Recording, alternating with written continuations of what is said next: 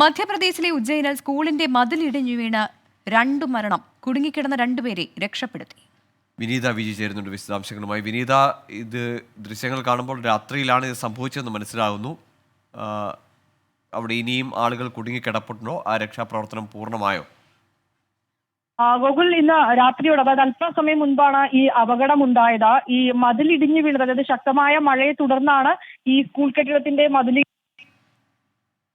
അതായത് ഈ മഹാരാജ ാണ് ഇങ്ങനെ ഇടിഞ്ഞു വീണത്. തുടർന്ന് 4 പേർ ഈ അവശിഷ്ടങ്ങൾക്കിടയിൽ കുടുങ്ങിക്കിടന്നു എന്നാണ് റിപ്പോർട്ടുകളുള്ളത്. ഇതിൽ 2 പേർ മരിച്ചതായി സ്ഥിരീകരിച്ചിട്ടുണ്ട്. അതായത് ഉജ്ജയിൻ കളക്ടർ തന്നെയാണ് ഇത് സ്ഥിരീകരിച്ചിരിക്കുന്നത്. ഉജ്ജയിൻ കളക്ടർ നീരജ് കുമാർ സിംഗ് ആണ് അത് സ്ഥിരീകരിച്ചിട്ടുള്ളത്. ഒപ്പം തന്നെ ഈ അവശിഷ്ടങ്ങൾക്കിടയിൽ, ഈ മതിൽക്കെട്ടിന്റെ അവശിഷ്ടങ്ങൾക്കിടയിൽ കുടുങ്ങിക്കിടന്ന 2 പേരെ അവിടെ നിന്ന് രക്ഷപ്പെടുത്തുകയും ചെയ്തിട്ടുണ്ട്. കൃത്യസമയത്തിനകം തന്നെ ഈ രക്ഷാപ്രവർത്തനങ്ങൾ ആരംഭിക്കാൻ കഴിഞ്ഞുവെന്നാണ് അദ്ദേഹം പറഞ്ഞിരിക്കുന്നത്. നിലവിൽ ഇപ്പോൾ രക്ഷാപ്രവർത്തനമൊക്കെ അവസാനിച്ചിരിക്കുകയാണ്. ഈ മതിൽ ഇടിഞ്ഞു വീണ മതിൽക്കെട്ടിന്റെ അവശിഷ്ടങ്ങളൊക്കെ തന്നെ ഇപ്പോൾ അവിടുന്ന് നീക്കുന്ന മറ്റു പ്രവർത്തികൾ പുരോഗമിക്കുകയാണ്. ഗൂഗിൾ.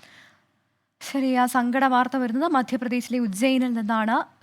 കനത്ത മഴയെ തുടർന്നാണ് സ്കൂളിന്റെ മതിൽ ഇടിഞ്ഞു വീണത്. 4 പേർ കുടുങ്ങിക്കിടക്കുന്നുണ്ടായിരുന്നു. 2 പേരുടെ മരണം സ്ഥിരീകരിച്ചിട്ടുണ്ട്. രക്ഷാപ്രവർത്തനം ഇപ്പോഴും പുരോഗമിക്കുകയാണെന്നാണ് വിനീത വിജി ഡൽഹിയിൽ നിന്ന് നൽകുന്നത്.